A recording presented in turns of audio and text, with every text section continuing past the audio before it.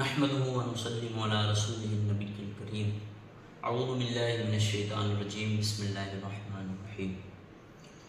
کروڑوں حنفیوں کے پیشوا حضرت امام الائمہ کاشف الغمہ حضرت امام اعظم ابو حنیفہ نعمان بن ثابت رضی اللہ تعالی عنہ، آپ کی بارگاہ میں ایک مرتبہ ایک قافلہ ہے جن کا عقیدہ، جن کا یقین یہ تھا کہ امام کے پیچھے قرات کرنی چاہیے، اگر امام کے پیچھے قرات نہیں کی جائے گی تو نماز درست نہیں ہوگی۔ یہ ان کا عقیدہ تھا، ان کا کہنا تھا، ان کا ماننا تھا۔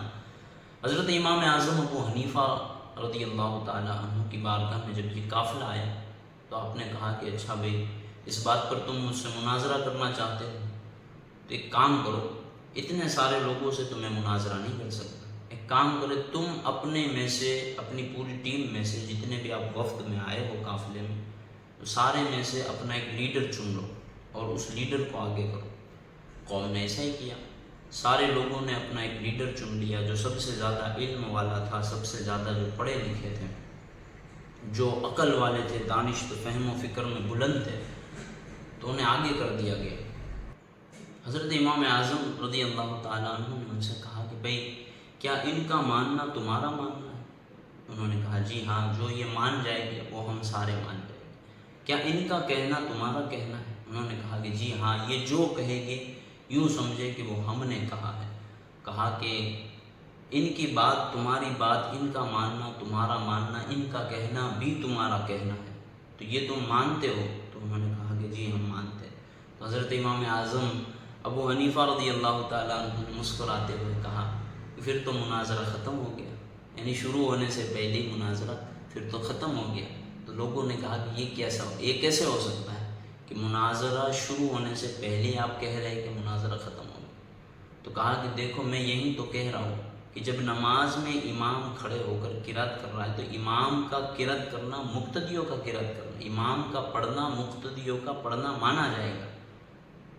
تو سارے لوگوں نے جب یہ دیکھا کہ عقل و فہم و فراست، علم اور دلائل میں آپ کا کوئی ثانی نہیں، ساروں نے جو ہے سارے اس بات کو ماننے پر مجبور ہو گئے کہ جی ہاں، خلف الامام جو ہے وہ درست نہیں ہے۔ قرآن پاک کا بھی یہی حکم ہے، جو آیت مبارکہ ہے وَإِذَا قُرِئَ الْقُرْآنُ فَاسْتَمِعُوا، کہ جب قرآن پڑھا جائے تو غور سے، خاموشی کے ساتھ اسے سنو، اس امید پر کہ شاید تم پر رحم کیا جائے۔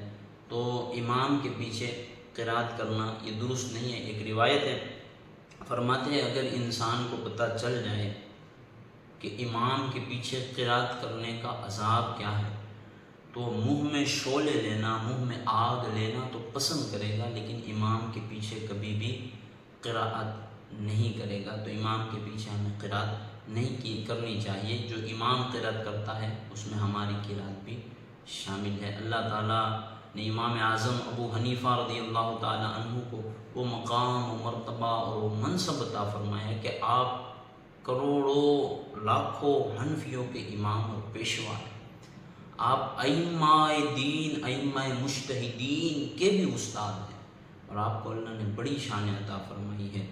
بلکہ فرمایا گیا کہ امام اعظم وہ ہستی ہے جنہوں نے خواب میں اللہ رب العزت کا 100 سے بھی زائد مرتبہ دیدار فرمایا۔ جی ہاں، یہ ہستی امام اعظم کی ہے، امام اعظم کی بڑی شان ہے۔ اللہ تبارک و تعالیٰ نے ان کو یہ ملکہ علم عطا فرمایا تھا کہ حضرت امام مالک فرماتے ہیں کہ حضرت امام اعظم کے پاس علم اور دلائلوں کے وہ انبار موجود تھے۔ امام اعظم کسی پتھر کو سونا ثابت کرنا چاہے تو وہ دلائل کی روشنی میں کر سکتے ہیں، یعنی اتنا علم امام اعظم ابو حنیفہ رحمہ اللہ المبین کے پاس موجود تھا۔ تو اللہ تعالیٰ ہم سب کو امام اعظم کے فیضان کرم سے مالا مال فرمائے۔ اور آخر میں ایک بات کہتا چلوں کہ جب امام اعظم سے پوچھا گیا کہ حضور اتنا علم آپ کے پاس کہاں سے ہے، اتنا علم، اتنے دلائل، اتنا فہم و فراست آپ کے پاس یوں انبار لگے ہوئے ہیں، تو حضرت امام اعظم نے فرمایا کہ جب بھی میں تھوڑا علم حاصل کرتا تھا نا تو اس پر اللہ تبارک و تعالیٰ کا زیادہ شکر ادا کرتا تھا۔ تو تھوڑے علم پر جب میں زیادہ شکر کرتا تھا تو چونکہ میرے رب کا قرآن میں وعدہ ہے لَإِن شَكَرْتُمْ لَأَزِيدَنَّكُمْ، جب تم میری نعمتوں کا شکر ادا کرو گے تو میں اس نعمت میں اور اضافہ فرماؤں سے بڑھا کر تمہیں دوں گا۔ تو جب بھی کوئی کام کرے، کار خیر کرے، تھوڑا ہی صحیح لیکن رب کا شکر زیادہ ادا کرے۔ اللہ تعالی ہمیں شکر کرنے کی توفیق عطا فرمائے اور صبر کرنے کی سعادت سے مالا مال فرمائے۔ دعاؤں میں ضرور یاد رکھے۔ خدا حافظ، السلام علیکم۔